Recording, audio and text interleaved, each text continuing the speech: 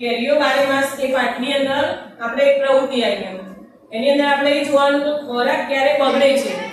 ખોરાક બગડે ત્યારે આપણને કેવી રીતે ખબર પડે કે આ ખોરાક બગડેલો છે કે સારો છે કે ખાવા લાયક છે કે નથી એ આપણે જાણવા માટે આપણે એક રોટલી ઉપરનો પ્રયોગ જોઈશું.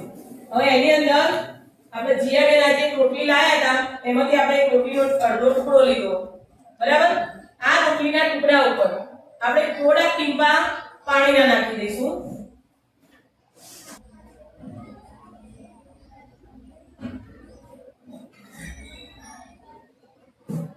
આપણે વધારે એને ભીની કરવાની નથી, ફક્ત થોડા ટીપા પાણીના આપણે એની પર નાખવાના. હવે આપણે આ રોટલીને આ બોક્સની અંદર 5 થી 6 દિવસ માટે મૂકી દઈશું.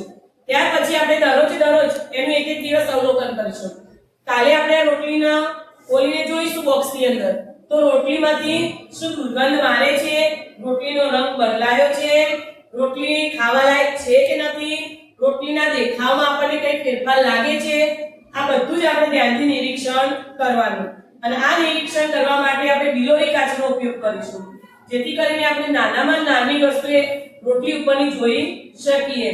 તો એની અંદર એક દિવસે આપણે જોઈશું, બીજા દિવસે પણ આ રીતે એનું અવલોકન કરીશું, ત્રીજા દિવસે એનું અવલોકન કરીશું. આમ આપણે સતત 5 થી 6 દિવસ સુધી રોટલીનું અવલોકન કરી જઈશું. સરસ દેખાય, વાળી શકાય એવી દેખાય એ દિવસે આપણને જે તફાવત જોવા મળે છેલ્લા દિવસે એ આપણે નોંધીશું અને એના ઉપરથી આપણને અનાજ ખોરાક બગડવાના કારણો પણ આપણને જાણવા મળશે કે ખોરાક કેવી રીતે બગડ્યો, કેટલા ટાઈમ સુધી કયો ખોરાક સારો રહે એ પણ આપણે જાણી શકીશું. જો બાળકો આપણે 5 દિવસ પછી આપણે રોટલીનું અવલોકન કરવાનું તો આપણે રોટલી મૂકી દીધી ડબ્બાની અંદર, ઉપર થોડા પાણીના ટીપા નાખ્યા હતા. હવે 5 દિવસ પછી જ્યારે આપણે અવલોકન કરવાનું તો આપણે કદાચ ડબ્બો ખોલે એટલે જ આપણને ખબર પડી ગઈ કે ભાઈ રોટલી ખાવા લાયક છે નહીં. કારણ કે રોટલીની અંદર તમે જોઈ શકો છો આપણે વગર બિલોરી કાચનો ઉપયોગ કર્યા વગર પણ આપણને દરેકના ઉપર ફૂગ દેખાતી જશે. દેખાય છે તમને? કેવા રંગની દેખાય છે? જોઈ શકો તમે કે કાળા રંગ સિવાય બીજું તમને શું ફેરફાર દેખાય છે? દરેક જણા પોતાની જોડે ડબ્બો લઈ જાઓ અને બહાર પરથી જુઓ. કારણ કે હવે આપણે આમ તો બિલોરી કાચની મદદથી આ રીતે જુઓ આપણે. બરાબર? એકદમ નજીક લઈ જઈને આપણે જુઓ. 15,000 નું બિલોરી કાચ પણ આપું છું. બરાબર? દરેક જણે બિલોરી કાચ આમ રાખી પણ જોઈ શકો અને એનાથી જોશો એટલે તમને કંઈક નવો અનુભવ થશે. બરાબર? રોટલીની ઉપર તમે જોઈ શકો કે કાળા રંગ સિવાય પણ બીજા કયા રંગની ફૂગ તમને જોવા મળે છે. અને પછી આપણે 2-3 દિવસ પછી બરાબર હવે આપણે એકદમ નજીકથી થોડું જોઈએ. બિલોરી કાચ પકડો તમારી જાતે અને તમે એનું નિરીક્ષણ કરો. ડબ્બો પકડો બેટા. બિલોરી કાચનો આગો પાછો કરી થોડું જુઓ. તમે જેટલો બિલોરી કાચ આમ કરશો ને એ રીતે તમને જોવાની મજા આવશે. એક જણ જોઈ બીજાને આગળ આપો ડબ્બો. આમ રાખો ડબ્બો બરાબર.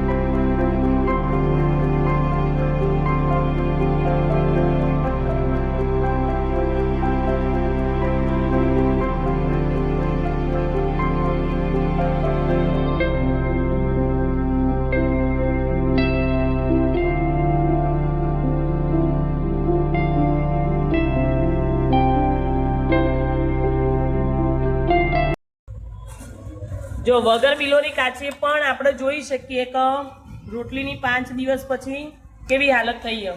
શું હવે આ રોટલી ખાવી હોય ખવાય ખરી? તો તમને બધાને તો પીઝા ને બધું બહુ ભાવે, તો કેમ આ રોટલી ના ખવાય? કેમ ના ખવાય? જેને પીઝા ભાવતા હોય ને તો આ રોટલી ખાવી જોઈએ. તો પછી આવી તમને ખબર પડી કે આવું બ્રેડ કેવી કોઈ પણ વસ્તુ હોય તો લાંબો સમય સુધી બનાવેલી રાખી હોય તો ખાવા લાયક રહેતી નથી. તો આપણે ખાવી જોઈએ નહીં. બજારમાંથી કોઈ પણ વસ્તુ લાવો તો એ વાસી હોય તો ખાઈ જવાય નહીં. નહીં તો શું થાય? આપણને બીમાર પડીએ,